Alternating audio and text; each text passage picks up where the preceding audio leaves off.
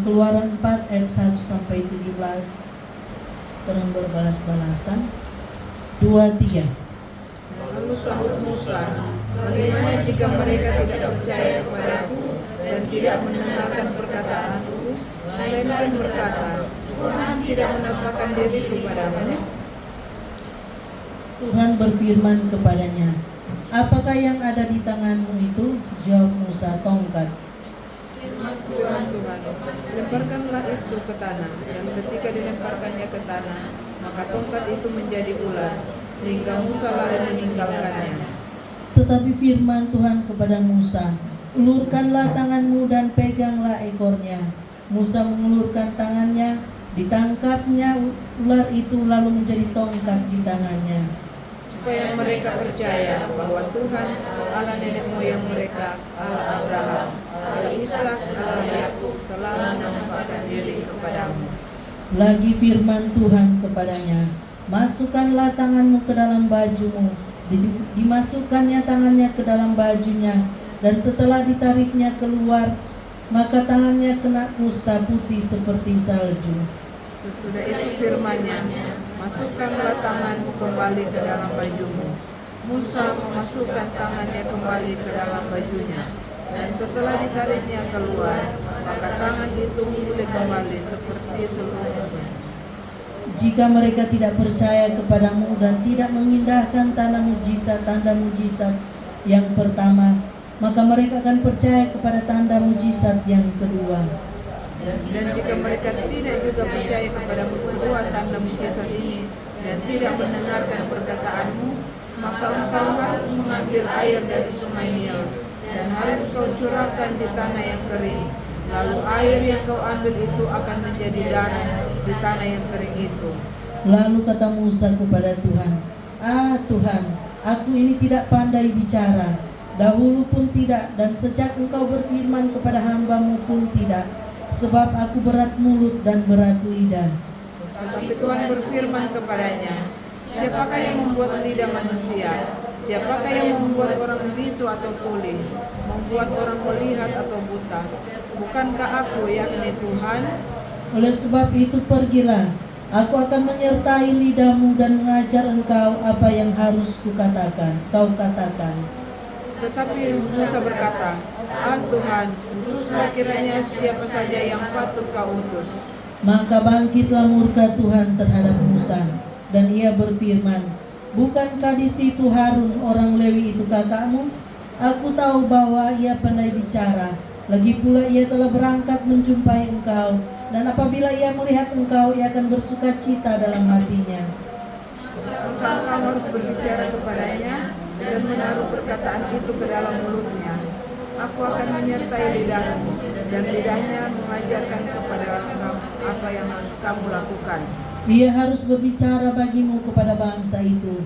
Dengan demikian ia akan menjadi penyambung lidahmu, dan engkau akan menjadi seperti Allah baginya. Kita baca sama-sama.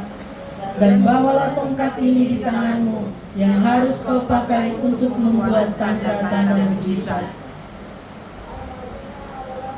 Dari kitab kesaksian tadi, sebelum orang pulang, tapi tante bilang begini, bukan main kan, orang sedang bulan ada suruh obat mandi. Obatnya mandi-mandi. Ini ngoni dua datang ke obat mandi. Oke, apa kita dalam hati Tuhan? Bukan main kan, ini DP cerita. Orangnya nak dan mau pikiran bukan mau suruh ini obat mau mandi. Orang mau datang mau antar itu nasi jahat supaya dan kita pemama yang dah suruh sudah selesai, soalnya ingat so selesai dan semua. Tapi Tuhan itu luar biasa. Jadi orang hari-hari ini kalau orang mau bikin mau jadi berkat, kalau orang mau tunggu nanti kalau kita sukaya atau tunggu kita masih muda, tunggu kita, Tuhan itu nyanda ingin dia mau berkati empat orang, orang itu yang malas-malas, orang sendiri yang berarti orang yang mau Tuhan mau pakai, Tuhan mau berkati, itu berarti orang sendiri. Tapi ketika orang ada hal apapun paling kecil dalam orang kehidupan, kalau orang boleh menjadi berkat, mempermuliakan nama Tuhan, berarti orang mau diubah Tuhan. Ini DP judul apa yang ada padamu. Jadi apa yang ada pada orang, biar hari ini orang boleh melihat bahwa dalam ayat yang kedua Tuhan berfirman kepadanya, apakah yang ada di tanganmu itu? Jawab Musa, tongkat. Bayangkan cuma tongkat. Kalau orang lain mau jadi berkat mesti ada harta banyak, ada titel, ada koneksi banyak. Tetapi ini cuma dengan tongkat Tuhan pakai Pak Musa menjadi berkat. Di dalam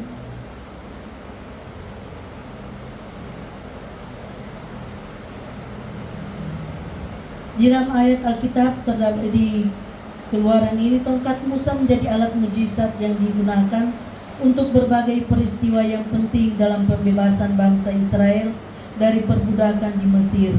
Yang pertama, Keluaran 4 ayat 2-5, tongkat Musa berubah menjadi ular dan kembali menjadi tongkat, menunjukkan kuasa Allah.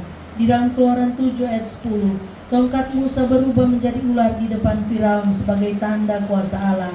Keluaran 7 ayat 15-20, Musa memukul sungai Nil dengan tongkatnya, airnya berubah menjadi darah. Keluaran 4 ayat 16, Musa mengangkat tongkatnya dan membelah Laut Merah. Keluaran 7 ayat 5 dan 6, Musa memukul batu karang dengan tongkatnya dan air memancar keluar.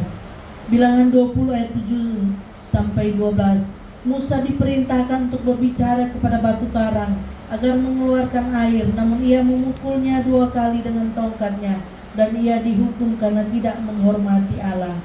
Tongkat Musa bukan hanya sekedar alat, tetapi juga simbol kuasa yang menyertainya dalam memimpin umatnya. Jadi sahabat, pertama kali Allah memanggil Musa untuk mengutus dia memanggil bangsa Israel keluar dari tanah Mesir. Bangsa Israel menjadi budak di bangsa Mesir ada begitu 400 tahun kalau nggak salah ingat. Jadi dorang ada jadi budak lama di bangsa Israel. Ada begitu banyak pertanyaan yang keluar dari mulut Musa karena dia ragu.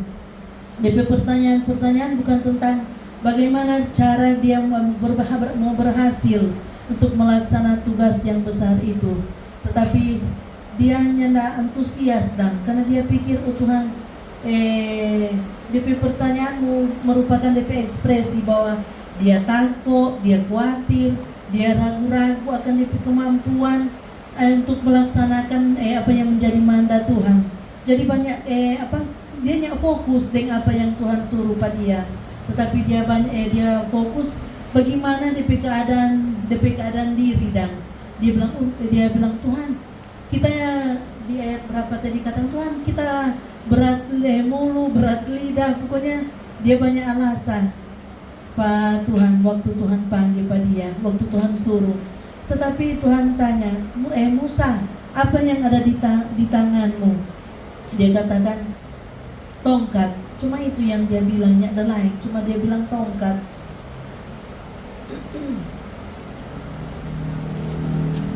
Namun bagi Allah cukuplah itu, karena bagi Tuhan mau apapun, sekecil apapun yang ada pada orang pediri itu cukup. Jadi Musa Allah katakan Pak Musa, cukup, biar cuma tongkat itu dia boleh menjadi berkat. Karena pada dasarnya Tuhan tidak memilih seseorang berdasarkan seberapa banyak yang dimilikinya, melainkan seberapa baik ia menanggapi kepercayaan Tuhan itu dengan seberapa pun yang ada padanya.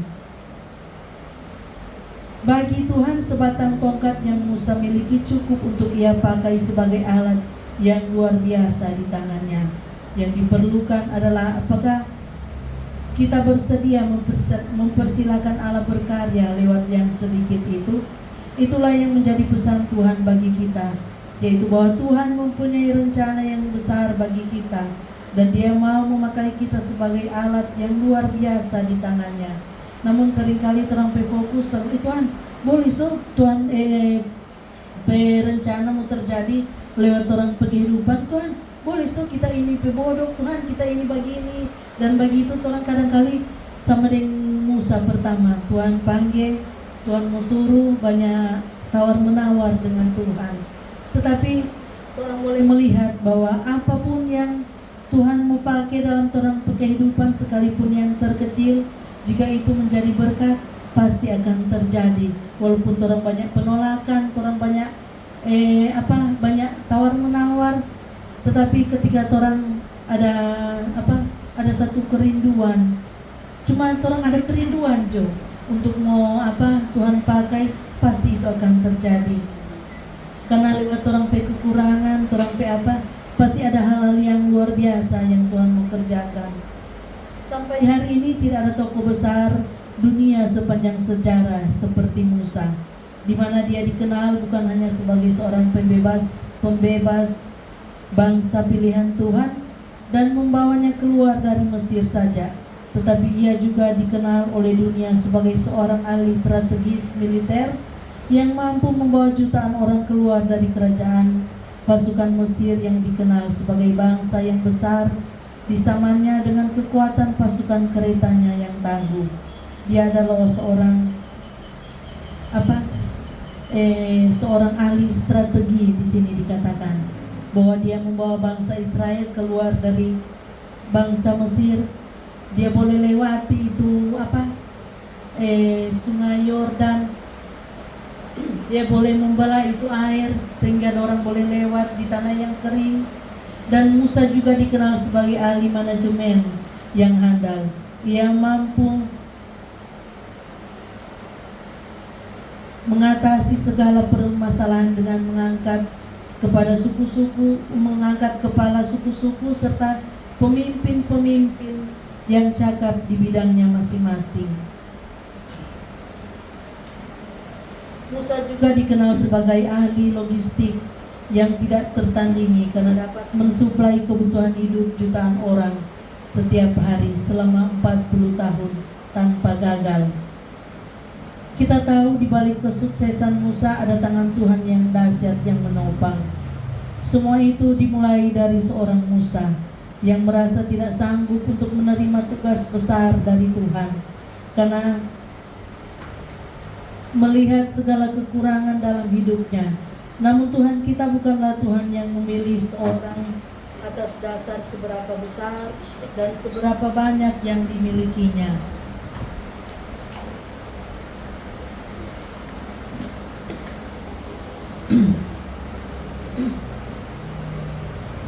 Namun seberapa tulus hatinya, dan Tuhan mendapati Musa di tengah kekurangan dan sebatang tongkat yang dimilikinya. Kuncinya adalah mau bergantung sepenuhnya kepada Tuhan. Jadi kalau Musa nyanda taat Tuhan, Musa nyanda rindu Tuhan mau pakai pada dia, pasti itu nyanda akan terjadi. Di tengah-tengah keadaan bangsa yang tertindas, bangsa yang memiliki banyak sekali pengeluhan, bangsa yang memiliki banyak masalah, tetapi Tuhan kirim Musa. Di dalam Yohanes 6 ayat yang ke-9, Yohanes 6 ayat yang ke-9. Di sini diceritakan, di sini ada seorang anak yang mempunyai 5 roti jelai dan 2 ikan. Tetapi apakah artinya itu untuk orang sebanyak ini? Jadi ketika Tuhan panggil Musa lewat tongkat jadi berkat, di sini di dalam Yohanes 6 ayat 9 dikatakan, di sini ada seorang anak yang mempunyai 5 roti jelai dan 2 ikan. Tetapi apakah artinya itu untuk orang sebanyak ini? Jadi mau jadi berkat itu kalau orang mau tunggu banyak doi, orang ada jabatan, orang ada yang akan menjadi berkat. Apa yang orang mengerjakan sesuatu yang besar yang akan terjadi kalau orang mau tunggu.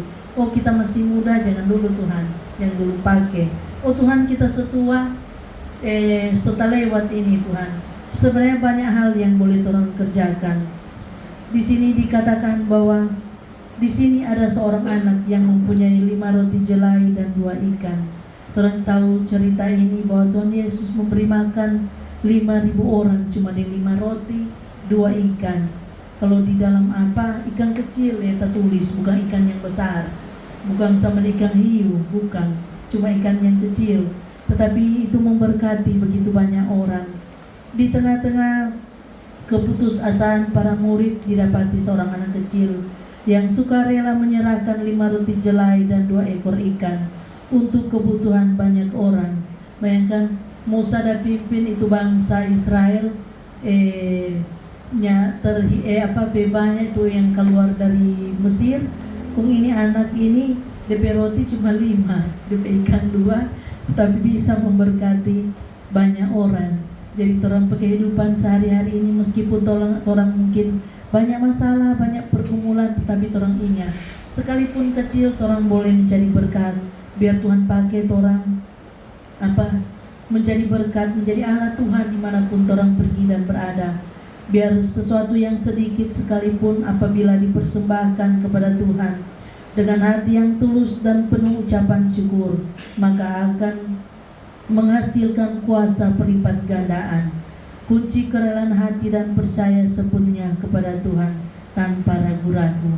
Jadi mari orang hari-hari ini sekalipun dorang bilang aduh sekarang susah begini dan begitu, orangnya usah pakai tuh kata-kata itu. Orang percaya bahwa mau di tengah keadaan apapun, kalau Tuhan sertai pasti ada jalan, pasti Tuhan berkati, pasti Tuhan buka jalan.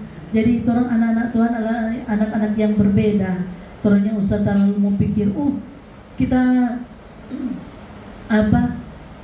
yang lalu kita mesti Tuhan kita mesti mau beli ini begini, kita mau simpang ini Tuhan, cuma perkara sabong ini saudara. Kita mesti mau beli sabong di ikalnya Indomaret, Alfamart yang diskon Mama Lemon, supaya bulan depan ada, kita mau itu ada. Jadi setiap kita ada doi kita mau beli. Satu hal yang kita belajar, biar kita mau kita memang ada baiknya memang begitu. Cuma kadang kita suka terlalu khawatir karena Tito nih mau cuci pakai sabun lain, dia cuma suka itu supaya bobo kata di piring. Jadi kita mesti berusaha mau beli sabun ini. Satu hal yang kita belajar, biarpun ada itu sabun, kalau orang suka cita dia akan menikmati itu apa yang ada itu dia, dan orang akan tetap khawatir, orang akan mengeluh Tuhan begini dan begitu, orangnya akan ada sukacita. Tetapi segala sesuatu mau orang ada di nyala, ketika orang tetap bersyukur, pasti orang mendapat sukacita. Kalau orang banyak doi pun orangnya bersukacita sebenarnya enggak jauh. Tetapi ketika orang pas-pas orang orang tetap ada, dan itu orang mau makan nyala sampai mau mengeluh, Tuhan tetap tolong, orang tetap mengucap syukur bahwa sampai hari ini pun Tuhan yang setia, dia kasih tinggal pada orang. Jadi biar setiap apa yang orang alami hari-hari ini, biar Tuhan tetap menjadi berkat. Orang menyaksikan setiap kebaikan Tuhan dalam orang kehidupan, bahwa orang anak-anak Tuhan yang pernah sia-sia, orang datang ibadah yang pernah rugi. Karena setiap firman Tuhan selalu baru dalam orang kehidupan. Sekalipun orang susah lalu dengar itu firman Tuhan, tetapi firman itu adalah selalu baru dalam orang kehidupan. Jadi mari orang lebih dan lebih lagi. Kalau Tuhan mau pakai, Tuhan mau jadikan DP alat, sekalipun dengan apa yang ada pada orang, nyala usah nyala yang perlu besar-besar banyak-banyak, tidak, tetapi biar dari yang kecil itu orang boleh menjadi berkat. Amin firman Tuhan.